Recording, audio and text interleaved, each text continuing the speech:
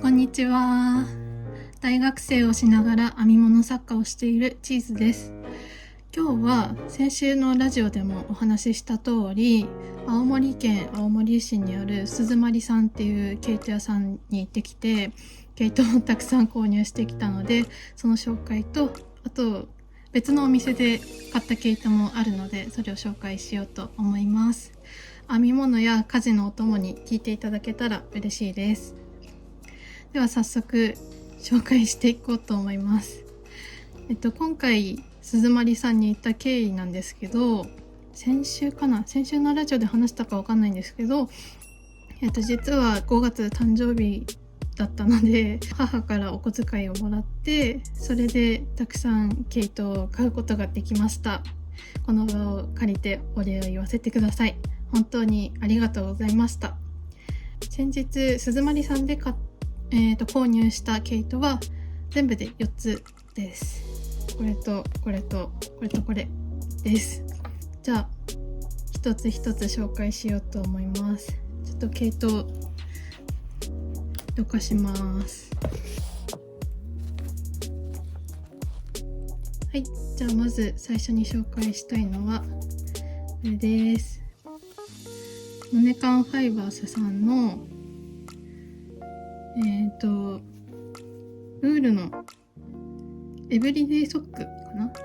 ですね。はい。で、この糸は鈴まりさん限定の色の糸でずっと狙ってました。で、私今染色の勉強をしていて、で毛糸月に1回か2回くらい染めたりしてるんですけど、他のその手染め作家さんとかの染めた毛糸を今まで購入したことがなかったので、勉強のためにも一稼欲しいなと思っていて、それで今回こちらのモネカンファイバースさんの毛糸ソックヤンを購入しました。色がすごい鮮やかで、なんか自分では考えたことがない配色だなって思いました。すごい綺麗で気に入ってます。ちょっと猫の毛が出てきましたね、この黄色と青と紫がちょっとずつ入ってるのってなんか、自分ではあんまり考えたことがなかった色味で面白いなって思いました。で、お店にはこれはウールなんですけど、ウールの生地糸で染めたものと、それからコットンコンの生地糸で染めたものがあって、コットンコンの方が色が薄かった感じがしました。で、なんでかっていうと、酸性染料がもともとコットンを染めるためではなくて、ウールを染めるための染料っていうことがその調べたサイトに出てきて、なのでコットンは染まりにくいとのことでしたでもやってみないとそれって分かりづらいし、実際に店舗に行ってそのコットン糸とウールの糸見比べないとちょっと分かりづらいかもしれないんですけど、ウールだからすごい綺麗に染まってて、でもコットンコンの糸もパステルカラーっていうか、それはそれで可愛いので、今度はコットンコンの糸も欲しいなって思いました。で、触り心地なんですけど、こっちの K-FACE の毛糸とかと比べると全然違って、ふわふわでもちっとした感じが特徴かなと思いました。で、鈴まりさんに行った時も店主さんとお話しさせてもらったんですが、いい生地糸を使っていらっしゃるそうで、他の生地糸とはちょっと違ってるということを聞きました。なのでモネカンファイバースさんの糸一回触ってみてほしい。すごいね、もっちりしてて、多分編んだらみちっと、靴下とか編んだらすごい編み地がギュッと詰まった感じになるのかなとか、いろいろ想像してすごく楽しいです。でこの糸をせっかく買ったので何作ろうかなって考えてたんですけど、なんかこれで靴下編むのちょっともったいないなって気がしてて、なのでこれで今回はショールを編みたいなと思っていて、今ラベリーを見漁っているところです。でせっかくこの糸買ったのに今手元に、玉巻きがないので、あと稼ぐ力もないんですけど、それがないので早く買いたいなと思っています。買うために祖母からも誕生日にお金もらったので、それでちょっと買おうかなって思ってます。じゃあ1つ目、モネカンファイバースさんの手染め糸でした。じゃあ次はあれかな、じゃーん、私が大好きなモンディムです。モンディムは前に鈴まりさんに行った時に1個買ったことがあって、そこからモンディムが大好きになって今回もまた買ってきました。でこれは 100g で 385m で 100% ポルトガルのウールかなって書いてます。ソックヤーンにしては珍しいもうウール 100% の毛糸で、なんかねこっちはもうさっきのモネカンファイバースさんとは違ってて、なんかウールって感じの触り心地、そう全然違うんですよね。ちょっと硬い感じかな。KFS の方がちょっと柔らかくて、こっちはモンディムはウール 100% なのでちょっとカチッとした感じがします。でカラーナンバーは202番です。赤っぽいのと赤っぽいのと、青色が混ざった糸です。でモンディムって調べてもらったりすればわかるんですけど、オパール毛糸とかにはない素朴な柔らかい色合いのものが多くて、それがすごい私は好きです。で昔から毛糸以外でも優しい色合いのもの、なんかパステルカラーとかじゃなくて、なんて言うんだろう、自然の色っていうのかな、なんか自然の中にありそうな色が好きで、そういうのが好きな私にとってはモンディムはかなり刺さる色が多くて好きです。で他にも気になってる色のモンディムがあって、ちょっとカラーナンバーわからないんですけど、チョコミント色にピンクが入ったようなカラーの毛糸があって、それもちょっと気になってます。このね赤と青がねいい感じですよね。補色同士でなんかちょっとパリッとした感じもありつつ、色が染まってないところもウール本来の色って感じがして、これはこれで好きです。モンディムはその色味も好きだし、生地糸の触り心地も KFS とは全然違っててすごく面白いし、私は好きだなって思います。ただねちょっと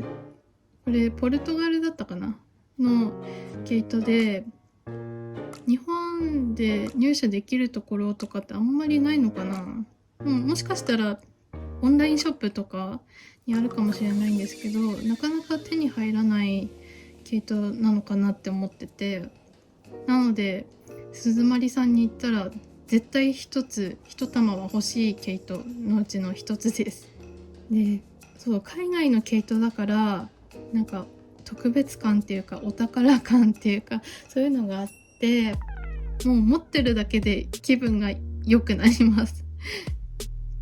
だからすごい気に入ってて好きです。今回もモンディム変えてよかったです。はい、じゃあ次の毛糸、ちょっとこれを寄せて、じゃあ2つ出します。よいしょ。じゃあまず青い方から紹介しようかな。これどっちもニッティングバードさんの1518靴下用のものです。ちょうど5月に行ったのでコットン紺の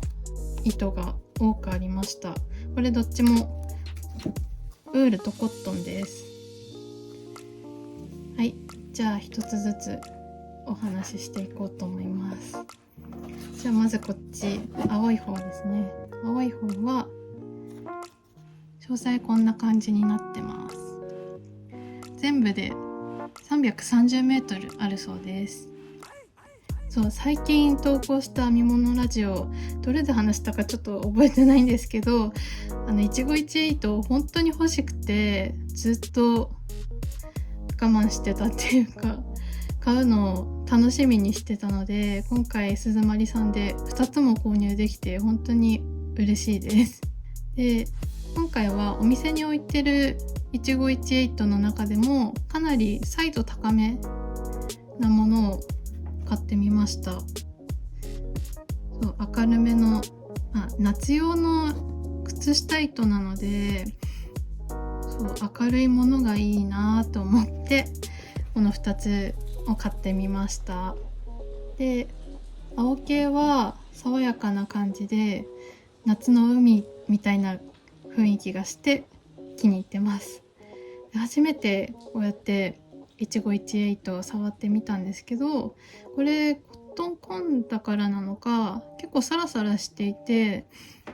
そう今編んでるんですけど、そう触った感じもなんか暑苦しくないっていうか、そうコットンが入ってるからサラサラしていて夏用の靴下を編むのには最適だなって思いました。で、今この毛糸で青い系の毛糸で編んでる靴下は、パターンは前に初めて編んだ靴下と同様、編み物予備校さんの YouTube の動画を参考にして作っています。こんな感じでちょっと分かりづらいかもしれないんですが、このちょっと出したところ青い糸があると思うんですけど、これがちょっとブークレっぽい感じになっていて、全体で見た時のアクセントになっていて、こうやって見ると波打つ夏の海みたいな感じですごく素敵だなって思っていて、ちょっと編んだだけなんですけどすごく気に入ってます。もう使うのがもったいないくらい。でも夏用に、夏にそのハンドメイドのイベントとか出る予定なので、その時に履けたらいいなって思って今作ってるところです。一期一会糸1つ目は青系の糸でした。では次はこっちのオレンジ系の糸を紹介しようと思います。オレンジ系もそのうち靴下を編みたいなって思ってて、オレンジと緑ってあんまり見ない組み合わせじゃないかなって私は思ってて、市販の糸だとそんなに見たことないような気がしていて面白いなと思ったのでつい手に取ってしまいました。で、これはウールとコットンで380メートルあるそうです。で、さっき紹介した糸もこれも 100g、 どっちも 100g あって、靴下を1セット編んでも余ると思うので、余った時に使う毛糸として今日この、KFS のコットン紺の糸を買いました。ちょっと色が似てて不安なんですが、これもいいかなと思って買ってみました。毛糸の紹介まだこれ残ってますね。これは今糸紡ぎの教室で紡いでる糸がちょうど今週の教室で途中まで送信にしてきたんですけど、その糸がオレンジの糸と、それから緑とか茶色とか、あとはピンクかなが混ざってる糸を今送信にしてて、それにそれで靴下編みたいと思ったので、それに合わせるように、つま先とかかと用にこの KFS の単色を買ってきました。これはタンポポっていう色らしいです。もうこれも可愛いなと思って買ってみました。使うのがすごい楽しみです。で、鈴まりさんに行った日、毛糸買って、でご飯食べて、でちょっと買い物して、で実家に帰ったんですけど、実家に到着したら、その実家の猫さんに匂いをチェックされました。で、私の匂いじゃなくて、毛糸とか、その毛糸が入った袋とかすごいチェックされました。で、知らない土地とか人の、その鈴まりさんのお店に来た方とか、あとはお店の方とか、そういう知らない人の匂いとか、毛糸本来のこのモンディムが結構羊臭いっていうか、ウール 100% なので結構羊っぽい感じ、触り心地も羊っぽいし、それでそういう匂いが私はわからなくはないですけど、多分猫は嗅覚がいいのでそれで分かったみたいで、すごい入念にチェックされて、ビニール袋に入れてたんですけど、それを引っかき回されてちょっと危なかったです。で、以前初めて KFS の毛糸を実家で編んでる時に、その猫さんに威嚇されたことがあって、それを今でも覚えてます。ちなみに今回はさすがに威嚇はされなかったです。前はね、すごいうなってましたなんか目を大きくして、黒目すごい大きくして、知らない匂いみたいな感じで威嚇されてました。で、そんな感じで猫さんもこの買ってきた毛糸を堪能して、私も編む前にちょっとこうやってニヤニヤしながら見て、楽しい週末を過ごすことができました。それから来週のラジオなんですけど、ちょっともしかしたらお休みするかもしれないです。今後紹介できるものは増えていく予定なんですが、今週末からちょっと大学の定期試験があるので、もしかしたら一時的に忙しいかもしれないです。で、もし気持ちに余裕があって投稿できそうな感じであれば、Twitter の方で告知すると思うので、よければチェックしてみてください。で、ラジオ投稿ができなければ、もしかしたらショート動画を投稿するかもしれないです。よければ来週以降の動画も見ていただけたら嬉しいです。では、この辺でラジオはおしまいにしようと思います。ここまでご覧いただきありがとうございました。このチャンネルでは編み物などの作ることに関する動画を毎週土曜日に更新中です。たまにショート動画も投稿しているので、よければご覧ください。購入した毛糸かわいいねと思ってくれた方や、私の動画やチャンネルを気に入ってくれた方はぜひチャンネル登録と高評価で応援していただけるととても嬉しいです。で、それらをしていただくことによって、よりたくさんの方へ私の動画がおすすめされる YouTube 上のシステムがあるそうなので、気に入っていただけたらチャンネル登録や高評価よろしくお願いします。今後も自分で制作した編み物作品、作った毛糸や購入した毛糸や道具のお話、それから編み物作家としてのお話もたくさんしていくので、見逃したくない方もぜひチャンネル登録して次の動画をお待ちいただけたらなと思います。あと、聞いてみたいことなどありましたらお気軽にコメントしてください。インスタやツイッターの DM に送っていただいても OK です。いただいたメッセージにはすべて丁寧に返信させていただきます。それではまた次の動画でお会いできることを楽しみにしています。またね。